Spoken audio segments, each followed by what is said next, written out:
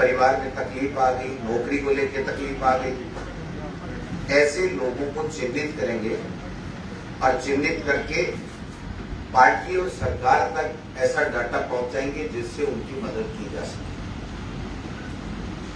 राहुल गांधी जी की मंशा के मुताबिक जो न्याय योजना अब होगा न्याय, राहुल गांधी जी ने कहा था, केंद्र में सरकार बेशक नहीं आई, लेकिन यहां पर जनता के आशीर्वाद से सरकार आई और कोरोना काल में जो मदद सरकार से हो सकती थी वो यथासंभव मदद सरकार ने की और पूरे देश और दुनिया में राजस्थान के कोरोना मैनेजमेंट को लेकर के, संक्रमण को रोकने को लेकर के, इलाज को लेकर के, यहाँ के कोरोना के सर्वे जिस तरीके से करके इसको रोका गया, फर्स्ट वेव हो चाहे दूसरी वेव हो, उसको लेकर के सब जगह प्रशंसा हुई।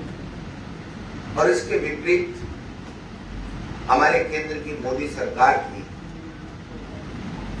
जो फजीहत देश और दुनिया में इंटरनेशनल मीडिया ने और देश के लोगों ने की, उस बात के हम सब गवाह हैं। हमारी सरकार ने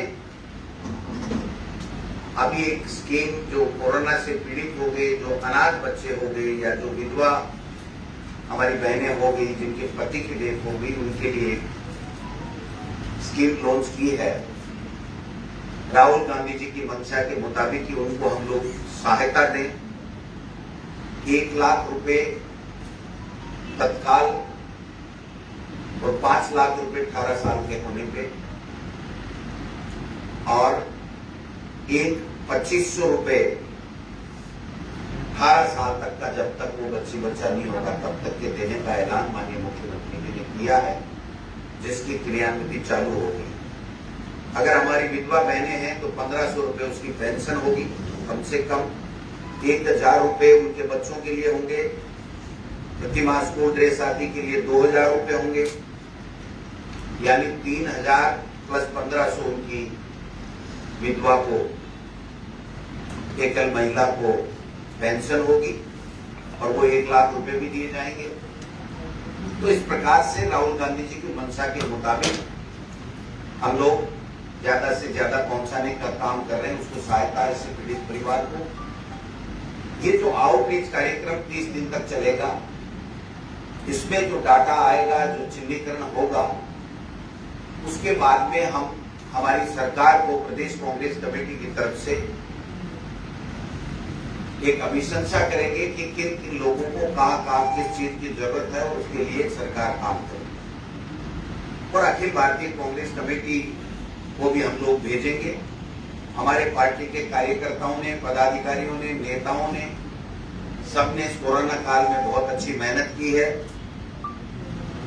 और हमारी सरकार ने बहुत ही शानदार मैनेजमेंट किया। और हमारा ये सौभाग्य है कि अरुण सिंह जी जो भारतीय जनता पार्टी के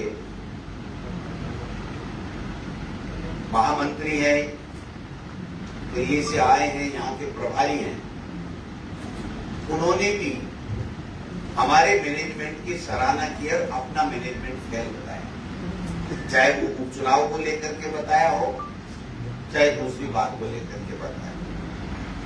अरुण सिंह जी से पहले मैं कोरोना की बात अगर जो कटारिया जी ने कही है उसमें जाना चाहूंगा। कटारिया जी ने कहा हमने 1,05,000 वैक्सीन दी और जनवरी, फरवरी, मार्च में लगा नहीं पाए। मैं कहना चाहता हूं कि जो हेल्थ वर्कर्स के लिए जो पंजीकृत थे उसको 90.2% डोज हमने लगाए। 45 वर्ष से अधिक के 16 जुलाई तक 2 करोड़ वैक्सीन हमने दी है। आज हम 1 लाख से अधिक प्रतिदिन वैक्सीन लगा सकते हैं। 5 लाख वैक्सीन प्रतिदिन लगाने की हमारी क्षमता है, यानी 1 महीने में 1.5 करोड़ वैक्सीन हम लगा सकते हैं। जो 45 से 90 है उसमें जो लक्ष्य रखा गया था उसके विरुद्ध हमने 68.70% का लक्ष्य हासिल किया था। और 45 से अधिक में जो सेंसस के अनुसार, जनसंख्या जो सेंसस है उसके अनुसार 78% का जो लक्ष्य हमने प्राप्त किया था। किसी भी स्टेट ने हमारे बराबर ये लक्ष्य प्राप्त नहीं किए। और शुरू के दौर में जब तक वैक्सीन भारत सरकार दे रहा था, पूरे देश में सभी स्टेट्स में राजस्थान प्रथम था। ये भारतीय जनता पार्टी के लोगों को नहीं भूलना चाहिए। दूसरा जो विषय है, अभी अरुण सिंह जी और कटारिया जी, राजेंद्र जी राठौड़ साहब बोले हैं, उसके बारे में अपनी बात कहना चाहूंगा। अरुण सिंह जी ने एक तो बीजेपी के लोगों को धमकाने का काम किया है, जो कभी भी राजस्थान में परंपरा नहीं। उनका एक शब्द है कि बीजेपी वहां प्रदेशाध्यक्ष और नेता को जगह दी जाती है फोटो में, फिर भी किसी नेता के समझ में नहीं आ रहा तो हम समझाते। ये लैंग्वेज राजनीति में कतई उचित नहीं। दूसरा वो कहते हैं कि हमारे तो पीएम मोदी ही चेहरा है, चुनाव आएंगे तो पीएम मोदी ही चेहरा है। मैं आगे इस पे कहना चाहूंगा कि पिछले 4 चुनाव में उन्होंने किसको चेहरा रखा, मोदी जी को रखा या किसको रखा।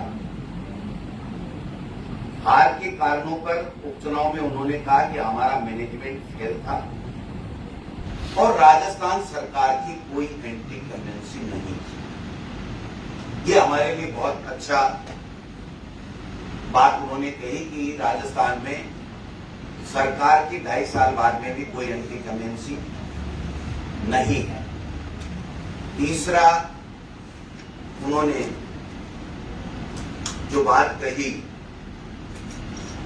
कि साहब हमने कभी भी पीएम मोदी का ही चेहरा रखा, हम कोई चेहरा नहीं रखते। कटारिया जी ने भी कहा 2013 और अध्यक्ष को कोई हम कभी चेहरा नहीं बना।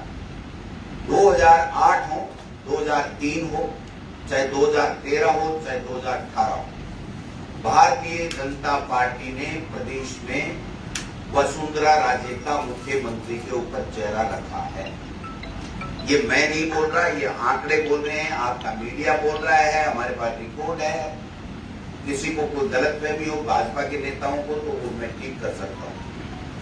2013 में अध्यक्ष रहते हुए भी वसुंधरा जी अध्यक्ष थी और उन्होंने राजनाथ सिंह जी ने मुख्यमंत्री का चेहरा बनाया।